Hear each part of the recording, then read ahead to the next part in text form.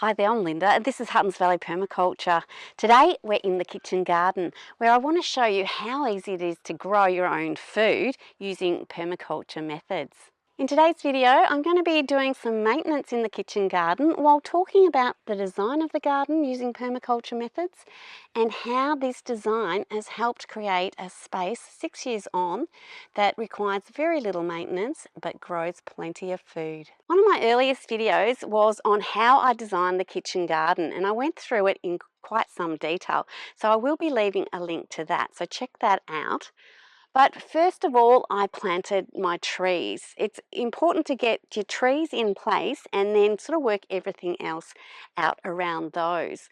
The lemon tree and the lime tree were the first trees to go in. 3 years ago, I spoke about my lemon and lime trees just kicking into production, but you can see there now, this lemon tree is just loaded and so is the lime tree. The lime tree is quite seasonal and these fruit aren't there all year round, but in my climate I can always grab a lemon off the tree.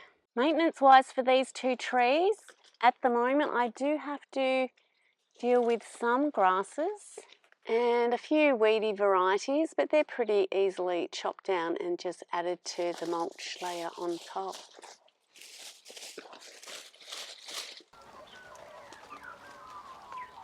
Now some grasses I do pull out by the roots just to make sure we can get them under control, but most of the time I'm just cutting the weeds down at ground level and just leaving that in place to feed the soil.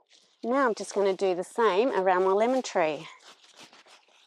With some of the grasses there's just a multitude of roots, so I'm happy to just go across the top and cut it back down, and that's all I really do.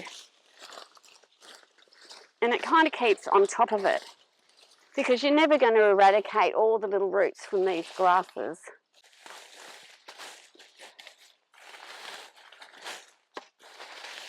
Sometimes I am pulling out strawberries at the same time, but those plants grow again quite quickly, and the plants I do pull just become part of that mulch layer.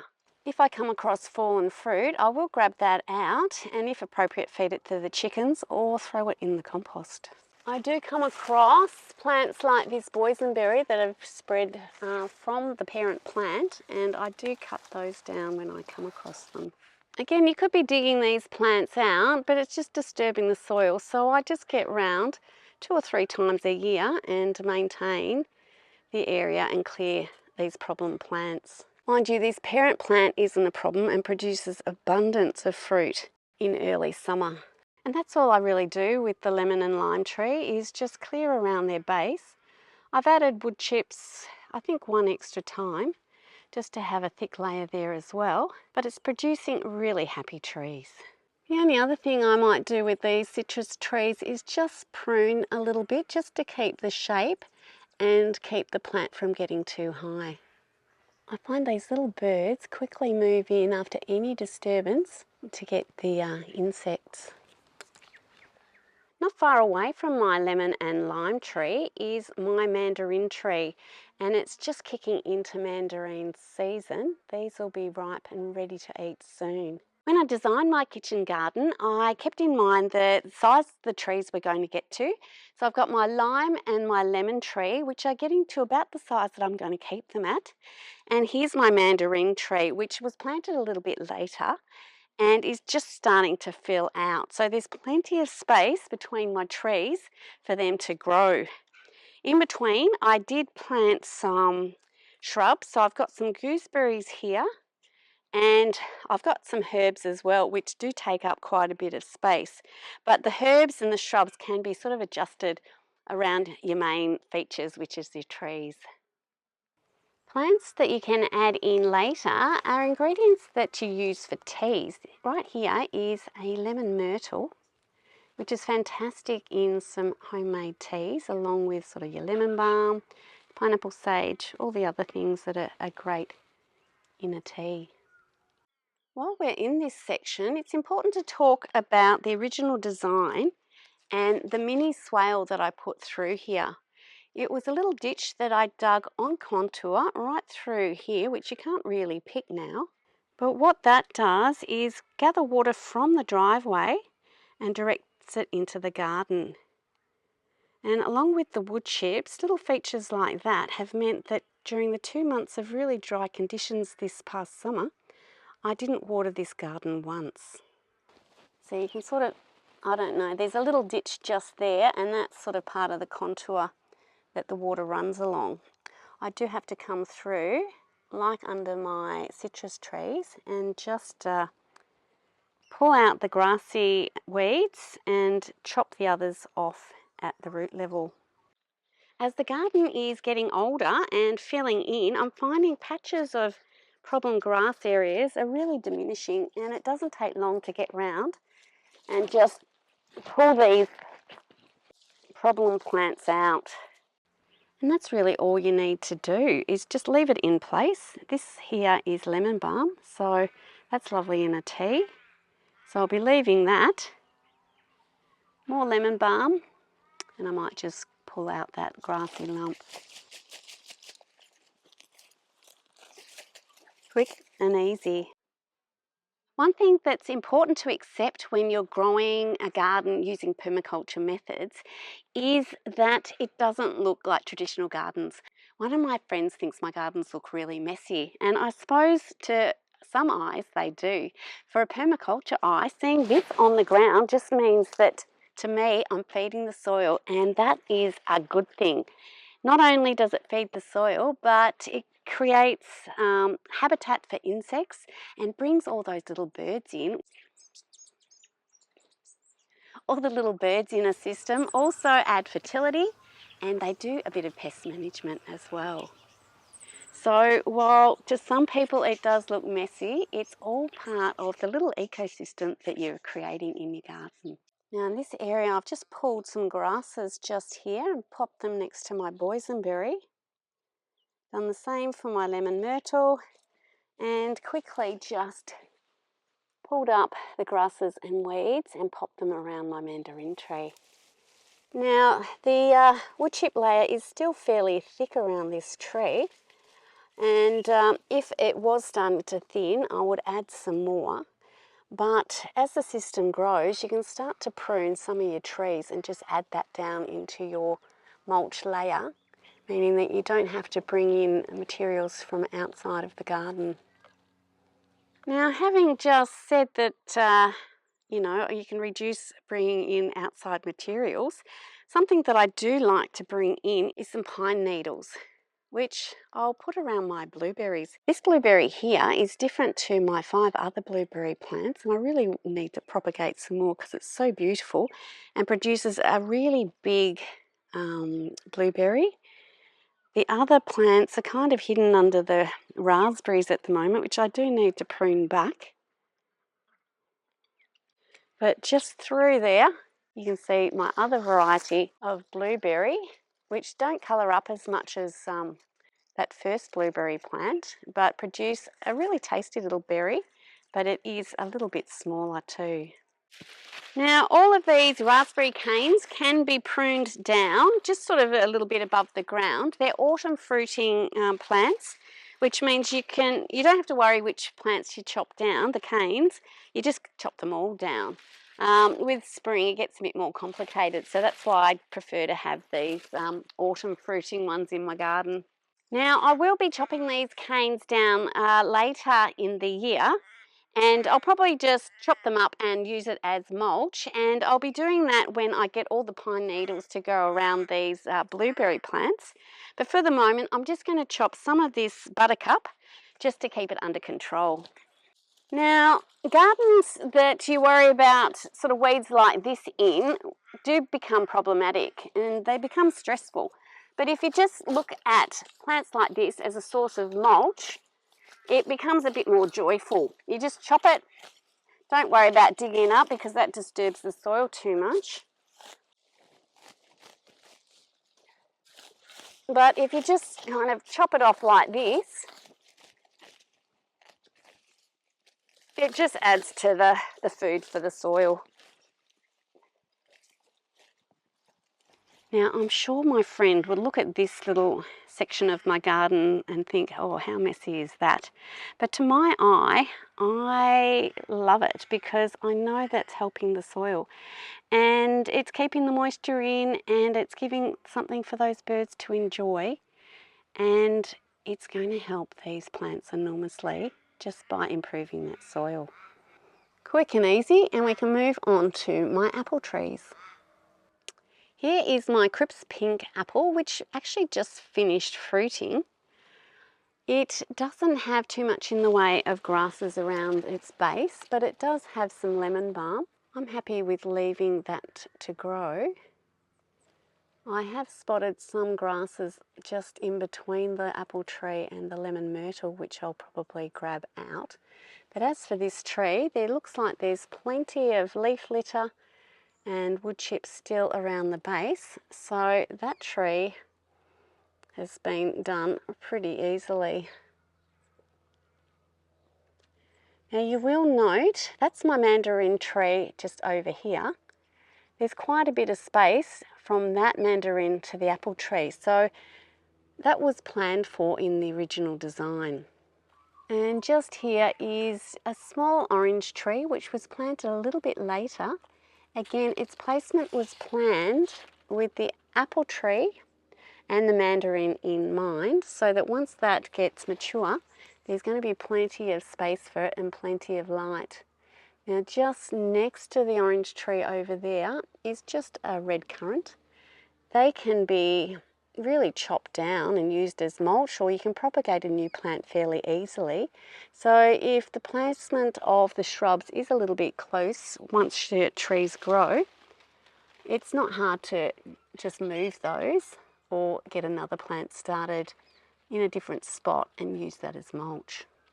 My other apple tree is a little bit further away from the other trees in the garden, and it's just here on the edge. Actually, there's two apple trees. This little one here grew from a seed that this tree dropped in probably its first season here. Now this little tree is starting to get quite big. I didn't dig it out last season because it hadn't had an apple on it yet, and I don't know whether it's worth transferring somewhere else because I don't know what the fruit's like.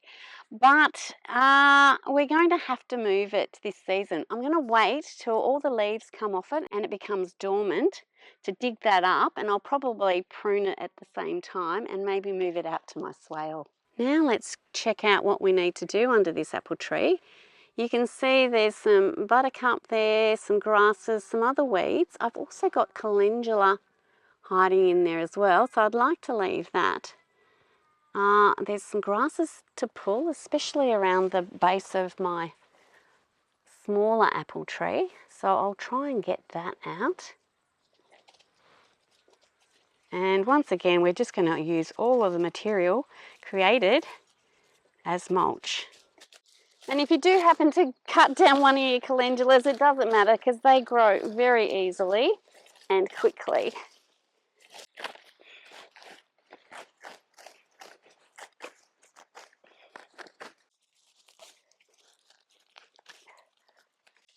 Oh, might be a bit challenging getting this out. I think we'll just chop it out as best we can, but leave it till we've dug the tree up to get these grasses out. I'm also clearing this path a little bit too, and all these trimmings can be added underneath our apple tree just to add organic material to that area, and it opens up our path a little bit more. I did have to move out this log from underneath the apple tree. This is the log that I usually hold the netting down with, but just look how it's decomposing. Isn't that amazing? It's all these fungi that decompose the woody material, and that helps cycle nutrients to our growing plants. So I'll just pop that back underneath our tree.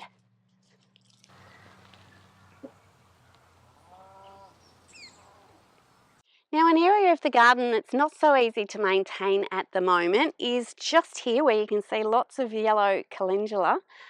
and behind where I did have a volunteer pumpkin grow.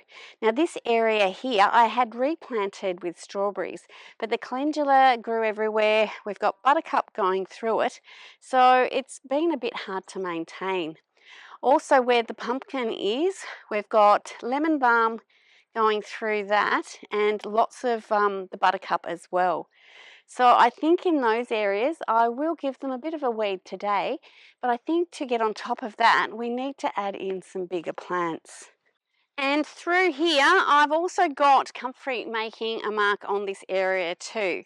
So it's kind of a fairly uncontrolled area. I am waiting for my orange tree to grow up and a little bit bigger, but I think I've got room. This is a black currant here behind me, and that's not going to get much bigger. The orange tree will get bigger. It doesn't matter about the rhubarb. I think right here and possibly just there is room for a couple more shrubs. Now what I'm thinking is an anise myrtle. I did grow one up in my swale, but it was stood on by a cow, so it didn't go too well there. But I do have a lemon myrtle in this garden, which we saw earlier.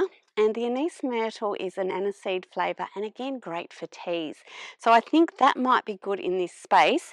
And as it grows, it will start to shade the area and it sort of changes the growing dynamics and might help to get this area under control.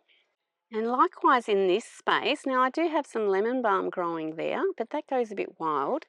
I could put in some rosemary, which grows large, another pineapple sage, which the birds would love, or find some more shrubs to put in, probably sort of around this area.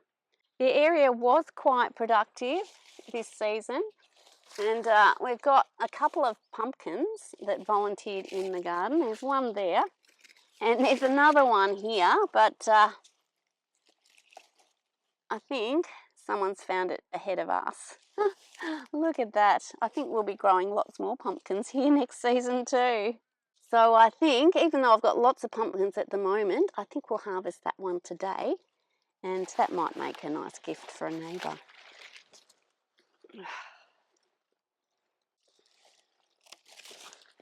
And we might take that one to the chickens so they can enjoy it and discourage the little mice that have been running around the garden.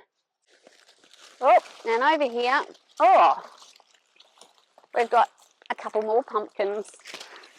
And I'll take these two and pop them in my carport. Oh, huh.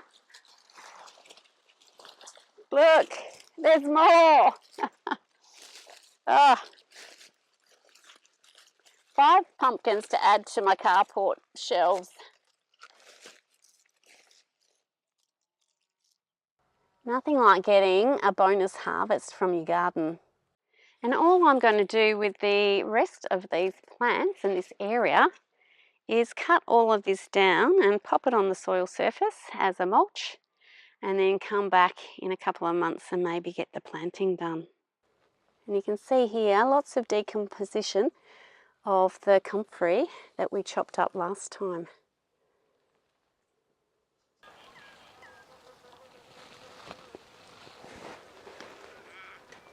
One more pumpkin to add to our stash today. And lots of mulch. Permaculture gardening is all about keeping things pretty simple and efficient. Here I've used the plants that have volunteered, lots of buttercups, lots of, well, there's pumpkin plants and there's comfrey and various weeds. And I've just chopped that up and dropped it to the soil surface. And in these areas, it's going to help build the soil. So when I do get around to planting a couple of shrubs in these areas, they should grow beautifully with the soil all prepared. Now, oftentimes people get a little terrified of plants that grow out of control. We've got the lemon balm there, which I've left in place, but in amongst all these strawberries were the buttercup, which if you want to get rid of it, it's quite a challenge. But if you view it as a plant that you can harvest for mulch and covering your soil, then you kind of view it in a lot better light. and it becomes a material that you can use to grow your garden. The final thing I'm going to do in my kitchen garden today is just deal with my rhubarb plants and cut these flower stalks off. They do drain the energy of the plant, so if you cut those off, it puts more of its energy into the stalks that you want to harvest. So we're just going to chop those off.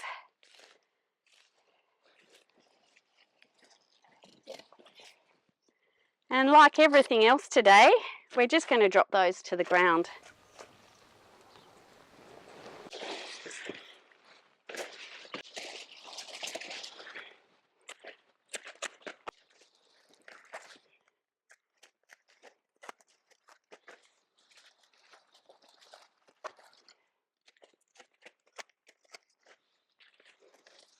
And if there's any dead or yellowing leaves, I'll just pull those off a little bit away from the plant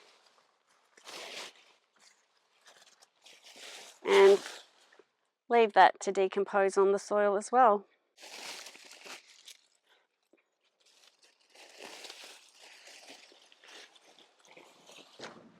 And pull out some boysenberry vines if you come across them. Good to get that one out of the ground.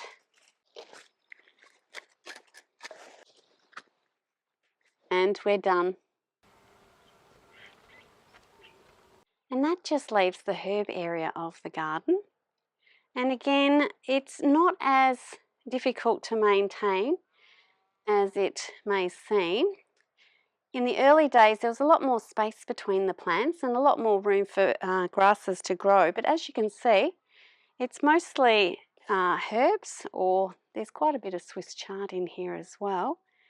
But we've got plants like the rosemary getting larger. I've got the beautiful pineapple sage that's quite big. I'd really love to get some more of those in the ground because the birds just adore it.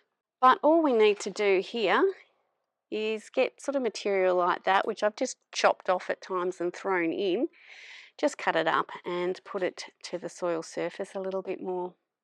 Now I have been in there and done a bit of a chop and drop. I've got out most of the grassy clumps and cut down various seed heads, and I've just sort of piled them up in areas where I didn't have to chop them up too much, just because that was easy. It is heading into winter, so my lemon balm and also the oregano, which are just there, are really quite dormant at the moment. And same with the Vietnamese mint, which usually takes over this patch. So while it doesn't look like much, come spring, this area will kick into production once again. So I suppose the key to easy permaculture gardening is not just in the design, but in the perspective. If we chop our weeds and drop them to the ground, we're not creating a mess, we're creating extra fertility in the garden. It builds the soil, it brings in insects and birds, and also holds moisture, which is so important for an abundant garden. I hope you've enjoyed today's video. Thanks so much for watching, and bye for now.